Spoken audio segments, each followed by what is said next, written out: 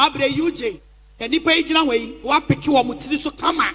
ni nyina age e ka kire mo wan net won a won so hye no odwan be no no won che be ya oyungura ene wote kra man ba be no no a ai odwan oyungura won te hwe 2 million ententem so ni pa gira ho oba form pampam ne wanya o mu nyina no u gira ho na chimie na mu chimi ai siafo amaya sai 43 my lord 43 ma obia 2 million cash kai Agradaa pai boy oja wom Agradaa pai boy oja wom Agradaa pai boy oja wom Agradaa pai boy oja wom oja wom Agradaa pai boy oja wom Agradaa pai boy oja wom Agradaa pai boy oja wom Agradaa pai boy oja wom uja ho ya dai oja wom Jessica no oja wom okay yeah oja wom asofo sekuo oja wom. Hello Ghana for you bia kwa ba the mobile gossip galore TV. Yes, abusuya Agradaa ababonten ababekasa after say Coma no na we the second time awoba life a chese ne testimony a say obedi na chese Ghana for na hu ekwan a chese fa so a otimi free Coma ne mu ba na abusuya wa bete ho kakra. Na de tie ne sem Agradaa ene Reverend Owusu Bempa na wo bi anim se na chese Agradaa ne wo fa ne Reverend Owusu Bempa ye ho a ne kote se Reverend Owusu Bempa ko pi Agradaa fi chese ntoko gidi se one no kwakoko abusuam ekowi ase ne wo se ye chem mienu na atum ye yi omo ba fi Agradaa se woni Reverend Owusu Bempa ni case biem yeti ni Agradaa se say revenge anana ope enti na o sheda be no so woni Reverend Owusu Bempa any case bia no abusuam enu achi no chese Agradaa sa babo enti biem Coma for 7 days and ye the oxygen na asisi ne so no ene be kan ye abusuam na abusuam de yeti ne se Agradaa chima nyoma okohu no ewo Coma ni experience abakwa akonya no eno enti na chese oba ya obebe pa Reverend Owusu Bempa acho ebi mbeka se de osusuma wonua no eno ana chese wankasa wonsa kan because yebeka ya Reverend Owusu Bempa etu kwan ko UK a chese na okwakoye ni program okodu UK no Agradaa babonti be kan se bebre na ene kire Ghana fo a wo kirema Reverend Owusu Bempa chese 7 predators wo a chese obebo na wuto embra na chese enye no kre a chese na ogina fon so ne broni kasa se chese Reverend Owusu Bempa 7 predators ni funu no omo de kwakwa ko fridge mu na chese omo de ko fridge mu na di be 2 weeks a omo yi funu no ko si na 7 predators oni abusua papa bia wo krom ha abusua Agradaa be kan se bebre na owie no de maami ngege mu ni na fry a chese omo so omanje no kura mu ba abonten ebetutu bi edemane Agradaa abusuya Coma na chi no Agradaa ababe cheche kwan a chese ofa so onya nkwa chese na oda so eti ase abusuya Agradaa kan sem bebre na chese opre akra ede amanyankopon Bible se wono ne bo wiase bo mu niam nyinara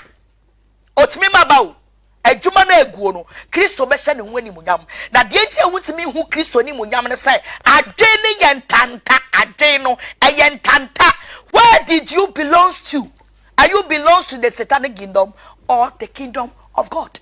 Bisa who says here? Ask yourself. It is our bia. These two kingdoms ejina ho. Where chon and a where chon and a wow do you don't know where you belongs. It is also bomb paya. Why ain't here one Bible? I am why. And you may would see me to analysis. Now baby I would do kra no nipa dua kwa akoshe because nipa Bible say twase wo nipa wo bewu na wo wachi no atem wo and the time you would die no will repent will judgment it started from there abra ye twa ho ahia a waka wani aguso no that time and a wo judgment started Agradaa adwa Sunday testimony bekoso and niema ye hu wo ye ni so and niema ye experience about God. Ye jira ye puppet so a ye bema wiase nyina hu sene Kristo ne kase etie. Me first na sa niama like abonsam samne like bosom niama ne fan you ko say any satanic kingdom me na me believe o but na me ti Yesu di but me de mani hu na me di hu adanse me kan fo Yesu ama wate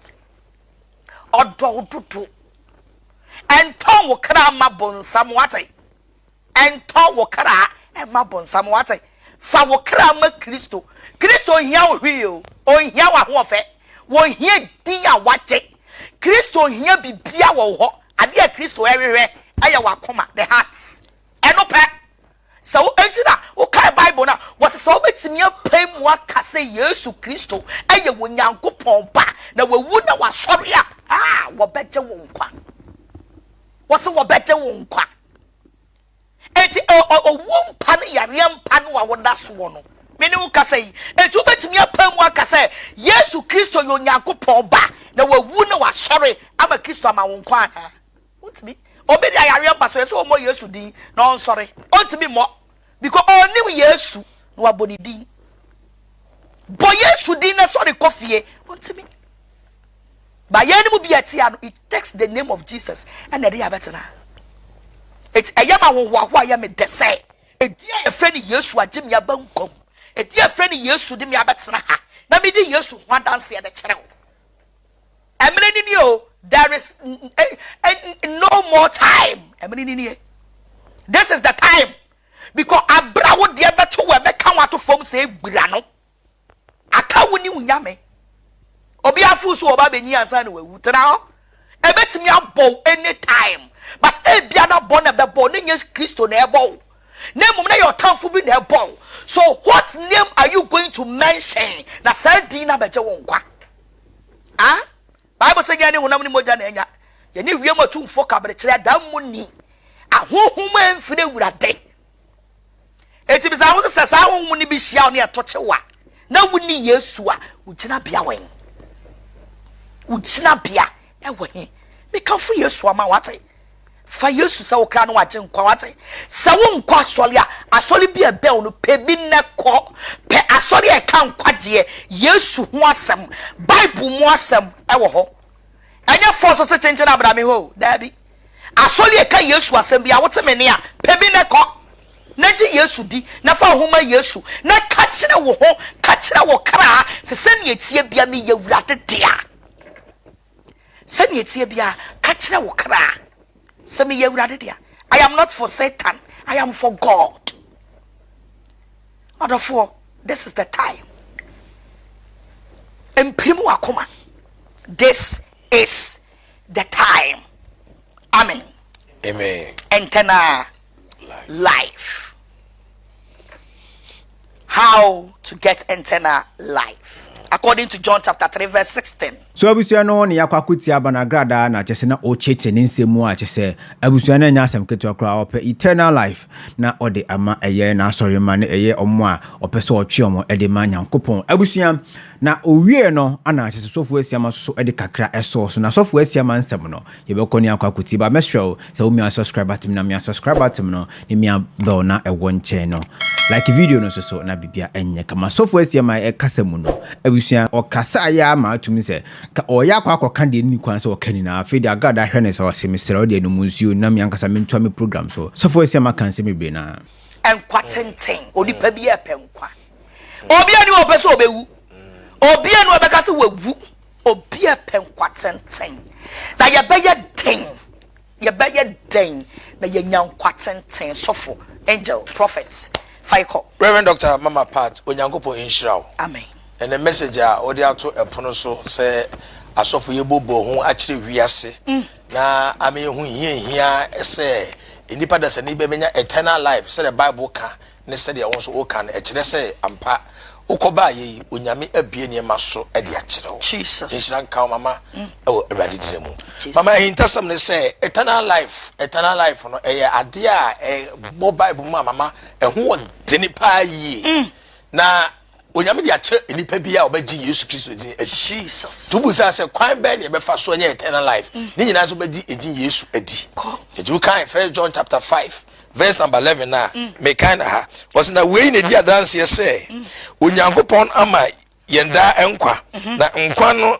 e woni ba Yesu mu Jesus mama what you say tire say da nkwa eternal life na e ka no ejina Yesu Kristo eso edini ba bia da se ne biara ubeji Yesu Kristo edibian automatically ubenya eternal life. Mama na intasam ne say ubeji Yesu edi nso se wuji ni di ye. Enye biara sa certificates. Intasam ne say nipa bebre ne ko school mama banya obi anya certificate. Jesus. Edi nipa bebre ne kwa asode. Edi nipa bebre ne say oh yafa Yesu. Edi nipa bebre ne ka so oh me na me kwa asode me ko we me ko Pentecost me ko assemblies me ko heavenway me ko we ba o kobi ba obu kombo mama na kokoa ne adwene mu no Kristo no omuni mu no omu de bo mo asafo hene se yakwa asore ba so obefa Yesu ye pa di Yesu adie pa no mama ebi ne wono sa enti wo ka fa John no 5:11 mama ka 13 wo se yenum na matwere ana matwere akere mo se mo ji Nyankopon ba no dindia na mo hunu se mo oda nkwa na mo age Onyankopon ba no din adi. Okay. So ti e ba hu se e woda nkwa no age di edina ade adi. Enti mama eternal life no eye abrabo a sabi you are devoting your heart. Yes. Edu ka do for na spiritual existence after death. Okay. O da se enti se uwu achi. Ba yin dasam ne say mama ye peto ansa na ye wu. Sa ye wu ansa na yakope. Dabi. Because wuntimi what you see didi Yesu di fa Yesu wura no kra genkwa na pesa enkwa tenten ye de eto ansa na ewu e de ato na se da ti bi uwo no ebeto no nyame hwese da bi me bayi rene mama pass nyame duma o yeyi asomani ewomu se ewu ato no ewomu se sebi wo wudie ensoso na duma no enso ye enti won sanko na se eternal life na wudi Yesu di ya o peto wo no abeya duma ma good onyame sanko enti ma me rada se wudie ene niam wo huni ne yato na waka bi a kire ye ne a edi adanse ye se eternal life a wo peto ho na oha ne amane ne yade bi bobo ni sa ne amana ekowie se empo akogina se rebe mama park asemkesi esi ba onyame hwe wakoma mu ehwe unuma ehwe se da bi adwuma ani asode kese ode ahye wonsa unya nwie ho adwuma enti ewomu se esen abade na nso boji Yesu die di dada ye wape wo nkwatenti ato wonti no ene sa jo nkwane sa akọ ene se mama na oti ye enti e kasa kire ni pe bi wote ha ya wotie yen mama ewiase ma beji atum se ma ya research hu se ewiase ni pe o ya ni biara automatically wo yes but oni na nkata ye because ya de na wo yare no the next junction ayowo ya de na wo yare da empaso ya doctors gina wo ye ma oxygen ye di ensuo si osuo ye ma wunuro no mama sa ya de na wo ye wo da ho no me se mama wo wu na adi nyame eni tin mama obi bia na wo yare anase wotiase ya wo yare nya mbai enkase me de menya nwuye unya nwuye a ujiri sai na utie wo ya ena na uyefuri wo ya ena no na wo yade wo se malaria zukum dipa okay safo no so mama eji ya ka wo say eternal life no okay erade ji obi anyi Yesu di ewe Yesu di mu eternal life no obi anyi Yesu ni ewe Yesu di mu according to John chapter 10 verse number 28 to 29 as I give them life and they shall never perish and they shall never perish and no one shall snatch them out of my hands. No one shall snatch them out of my hands. It's a wood CSN of I have given them eternal life and no one can snatch them from my hands. It's a way to say Sawoji Yesu di ye